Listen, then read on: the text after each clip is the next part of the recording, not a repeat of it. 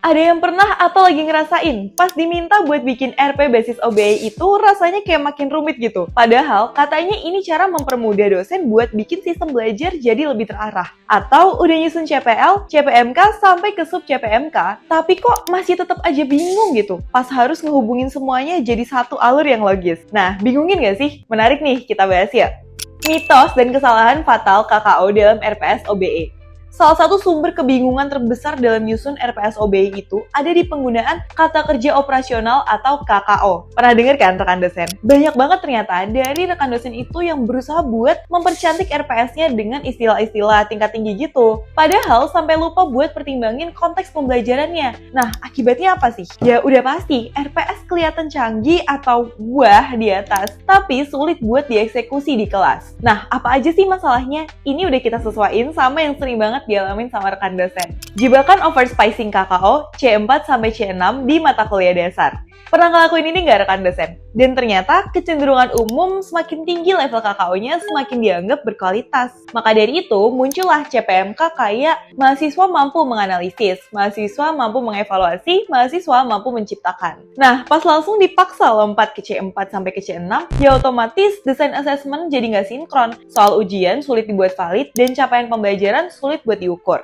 Akhirnya apa? Ya udah pasti rekan dosen sendiri yang kebingungan. RPS yang terlalu ambisius justru jadi nggak operasional. Ini perlu diingat ya rekan dosen. Filter measurable, KKO terukur versus jargon akademis. Lanjut, di kesalahan lainnya yang cenderung lebih halus ya rekan dosen. Tapi ya tetap krusial, yaitu penggunaan KKO yang nggak bisa diukur.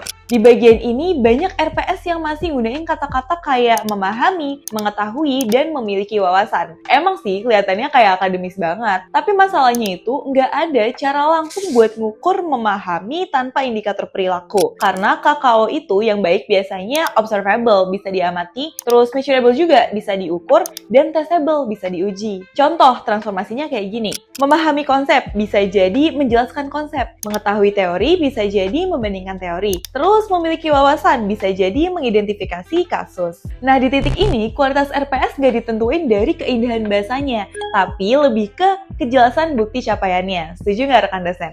Formula matriks pemetaan dari CPL ke sub CPMK tanpa ruwet. Setelah kakak udah bener nih, tantangan berikutnya itu ada di menyusun alur logika antar capaian. Nah, kenapa bagian ini penting? Karena banyak dari rekan dosen itu ngerasa bagian ini tuh paling ngebingungin, yang kelihatan kompleks. Padahal sebenarnya perkara struktur berpikir yang runtut. Daripada makin bingung lagi, udah kita buat ini cara mudah atau lebih ke strategi yang bisa dipahamin. Tapi perlu diingat, karena ini base-nya pure sharing ya, jadi kalau ada yang kurang atau nggak sesuai, bisa langsung konfirmasi aja di kolom komentar.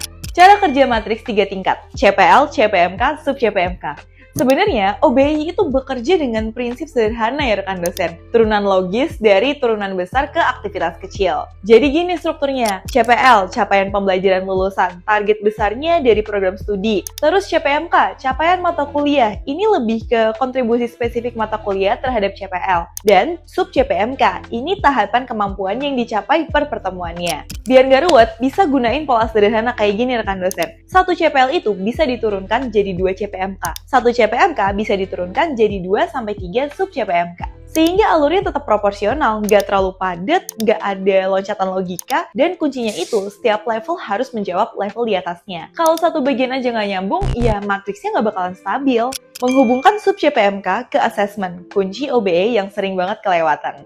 Nah, di bagian ini banyak RPS rekan dosen itu berhenti di perumusan capaiannya, tapi gagal di bagian yang paling penting yaitu assessment. Padahal dalam OBE sendiri, setiap sub CPMK itu harus punya pasangan dalam bentuk penilaian, indikator evaluasi, dan bukti capaian. Contohnya kayak gini, kalau sub CPMK bunyinya menganalisis kasus bisnis, ya assessment-nya harus studi kasus, analisis tertulis, atau presentasi basis problem, bukannya pilihan ganda hafalan ya rekan dosen. Ini penting banget loh, karena assessment itu jadi bukti nyata capaian dan tanpa assessment yang sesuai, CPL yang nggak bisa diverifikasi. Dengan kata lain, RPS OBE bukan cuma dokumen, tapi lebih ke blueprint evaluasi pembelajaran rekan dosen. RPS OBE rumit? Nggak rumit kok, karena yang ngebuat rumit itu adalah waktu rekan dosen coba untuk loncat terlalu jauh tanpa memahami struktur dasarnya. Kalau diringkas lagi itu, jadi gini, gunain KKO sesuai level mahasiswa, pastiin setiap capaian bisa diukur, susun matriks secara bertahap dan logis, dan hubungin langsung ke assessment. Jadi, masih bingung nggak rekan dosen? Coba tulis di kolom komentar.